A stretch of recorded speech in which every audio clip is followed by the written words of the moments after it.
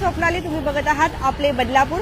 सध्या आपण बदलापूर पश्चिम परिसरामध्ये असलेल्या गणेश चौक या ठिकाणी आहोत। या ठिकाणी सगळ्यांच्या मनातलं जे आंदोलन आहे ते कुठेतरी आता भारतीय युवा मोर्चा हे घेऊन आलेले आहेत, कारण खड्ड्यांना प्रत्येक व्यक्ती हा त्रस्त झालेला आहे, मात्र खड्डे काही जाण्याचं नाव घेत नाही।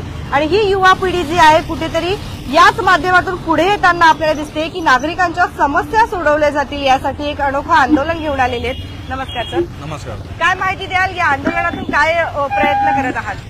आमचा प्रयत्न दोन गोष्टींवरती आहे की पूर्ण महाराष्ट्रामध्ये या खड्ड्यांमुळे मोठ्या संख्येमध्ये युवकांचे बळी चाललेले आहेत। आमच्या समोर बरीचशी उदाहरणं आहेत की वारंवार या खड्ड्याच्या माध्यमातून ऍक्सिडेंट होत आहेत, मोठ्या प्रमाणामध्ये अपघात होत आहेत आणि त्यामुळे घरातली जी करती मुलं आहेत जी रोजगारासाठी बाहेर पडत आहेत ती कुठेतरी या गोष्टीला बळी पडत आहेत आणि त्यांचा मृत्यू होत आहे। त्याच्यामुळे घरावरती एक खूप मोठं संकट निर्माण होत आहे आणि याच्यावरती कोणत्याच प्रकारे प्रशासन असेल, शासन असेल, शासनामध्ये बसणारे लोक असतील, याच्यावरती कोणत्याच प्रकारचा तोडगा काढताना आम्हाला दिसत नाहीयेत। याच्या व्यतिरिक्त या खड्ड्यांना अधिकाधिक कसं वाढवता येईल याच्याकडे प्रयत्न होताना आम्हाला दिसत आहे। याचं एक थोडक्यात उदाहरण सांगू इच्छितो। पुण्यामध्ये एक जंगली महाराज नावाचा रोड आहे, त्या रोडला गेल्या 40 वर्षापूर्वी बनवलं गेलं आणि ज्या कंपनीने तो रस्ता बनवला त्या कंपनीला त्यानंतर कोणताच कॉन्ट्रॅक्ट दिला नाही, तर ते